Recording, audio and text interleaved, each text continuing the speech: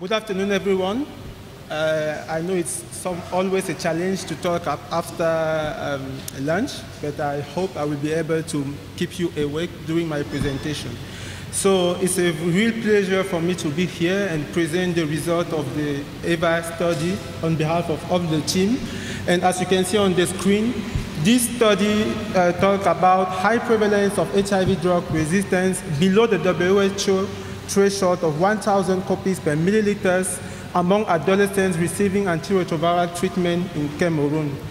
So basically, since over 2 decades, the number of people receiving antiretroviral therapy has significantly increased all over the world. Basically, this increase should be accompanied by also a close monitoring of participants receiving antiretroviral therapy, and also to identify patients failing treatment and prevent HIV drug resistance. However, according to the WHO guidelines, virological failure is declared if a patient has 2 consecutive viral load greater than 1,000 copies per milliliters after at least 6 months on ART and followed up for 3 months with enhanced adherence counseling.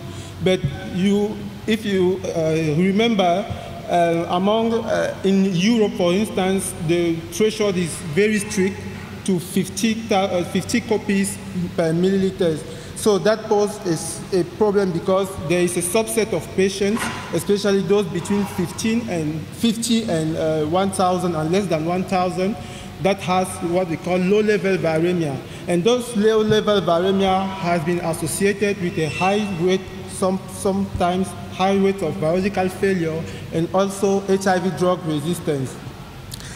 In Cameroon, HIV drug resistance poses a serious concern among adolescents because previous studies have already shown that more than 90% of the study participants or adolescents with resistance testing harbor at least 1 drug resistance mutation.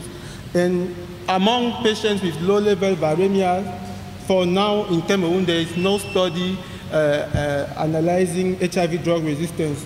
That is the reason why for this study, we hypothesize that the strict adoption of the WHO threshold of 1,000 copies per milliliters among adolescents could hide a high proportion of patients misclassified as non-failing. More specifically, we aim to characterize HIV drug resistance mutation above and below the WHO threshold of 1,000 copies per milliliters, but also to assess the impact of those mutations on ongoing and future ART treatment. Our methodology was very simple because between February to September 2021, we included a total of 280 adolescents on treatment for at least 6 months, regardless of the ART treatment they were taking. Also, for all of them, we performed viral load testing freely, and those with a first initial viral load greater than 1,000 copies per milliliters, we followed them for 3 months, during which we performed adherence counseling, and at the end of the 3rd month, we perform a second viral load test, at the end of which we selected patients for genotyping testing. In this study, 62 adolescents were selected based on 2 principal characteristics. First, those who have 2 consecutive viral loads greater than 1,000 copies per milliliters were selected because they were in virological failure. And secondly, those with a single viral load between 200 and less than 1,000 copies were also selected because they were lower-level viremia. And genotyping testing was done here using an in-house method based on Sanger sequencing, targeting protease genes, reverse transcriptase, and also integrase regions. Subtypes were identified using phylogenetic trees combined with the Riga algorithm, and the Stanford HIV algorithm was also used to identify HIV drug resistance mutations.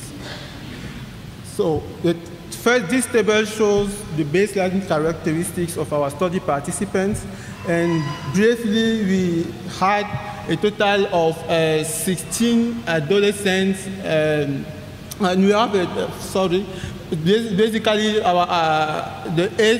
the median age was 16 years.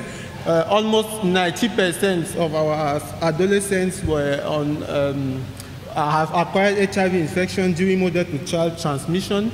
Also, the median time on ART since initiation was almost 10 years, and up to 72.4% of our study participants were on second-line protease inhibitors treatment.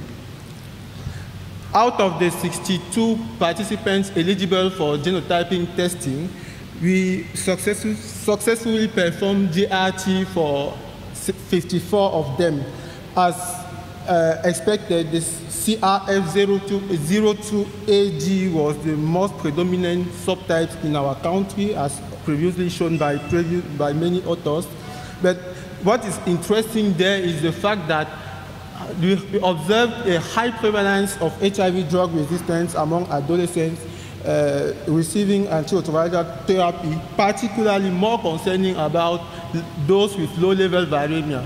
If you have a look on the overall HIV drug resistance rates, you will notice that up to 84% of those with low-level viremia have at least one drug resistance targeting one drug class. Also, if you have a look on the PI resistance, we will notice that people with low-level viremia have threefold resistance compared to those in virological failure, and same thing for integrase genes, where we have twofold higher level of resistance among patients with low-level viremia. These observations for us are particularly concerning because these participants with low-level viremia are misclassified as non-failing in our context in sub-Saharan Africa, in Cameroon, for instance, because the threshold defined by WHO is 1,000 copies. And it's important for me to mention there that at the time we conducted this study, the new recommendations were not already on. That means those participants on low-level viremia were maintained on the same regimen without any intervention for at least 6 or 12 months before the next viral load confirmation. So this is particularly worrying because at a certain moment they will probably develop other drug resistance mutation and subsequently develop virological failure with time. Regarding HIV drug resistance mutation profile among our participants, not surprisingly, we observed a high proportion of M184V and K03N mutations, which are low genetic mutations selected as a result of a widespread use of NRTI previously or over the last 2 decades. But what is also interesting there is the fact that despite the fact that in our study we had 72% of the participants on second line, but we have low level of PI resistance in our study group. That means adherence was the main driver of viremia among these participants.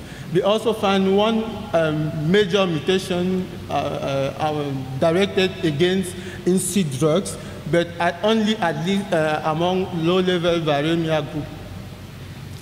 Looking at the impact of this mutation of the drugs currently used by our participants, we had the same result. Low-level viremia patients are severely impacted by the mutation compared to patients with virological failure. If you take the example of the efavirenz drug, you see among low-level viremia patients, you have only 20% of the participants who are still susceptible to that drug compared to 40% among virological failure group. Similarly, among low-level viremia, the proportion of patients susceptible to lamivudine is only 32%, instead of, while in the virological failure group is almost 53%. The best example also is tenofovir, which has a reduced susceptibility to the second line among low-level viremia patients compared to virological failure group.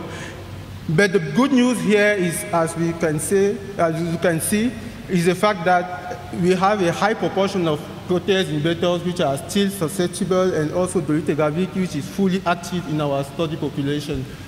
Finally, we try to predict also the impact of this mutation on the newly recommended tenofovir, lamivudine, dolutegravir combination, and the results are the same, because I would like to just emphasize the last one, because among patients with low-level viremia, we can see that 1 out of 5 patients could be on functional monotherapy if they were switched to that treatment. So we need a close monitoring while scaling up the dolutegravir-based regimen in this patient population. So at the end of this presentation, what I want you to keep in mind is the fact that there is a high prevalence of HIV drug resistance below the WHO threshold of 1,000 copies per milliliters among adolescents in Cameroon. And this is particularly alarming because these patients with low-level viremia are considered virally suppressed in our settings, and they were maintained on the same regimen without any intervention, and allowing drug resistance mutation to accumulate over time. This highlights the importance of therapeutic education and adherence intervention and regular monitoring as recommended by the newest WHO recommendation. As a perspective, as we conducted this study before the transition to dolutegravir, we think it will be a good idea to perform the same study in the era of dolutegravir, also to assess the impact of such intervention on the outcomes of patients with low-level viremia, and finally, to conduct a prospective cohort study to discriminate viral blips from low-level viremia, because we did just one viral load for low-level viremia, and then detect newly accumulated, or detect if the mutation were newly accumulated or were present before. So I would like to to end up by acknowledging all the study participants and the guardians who accepted to participate in this study, all the study team, the Cameroon National Health Authorities, and the study staff who were involved in this study. Thank you for your kind attention.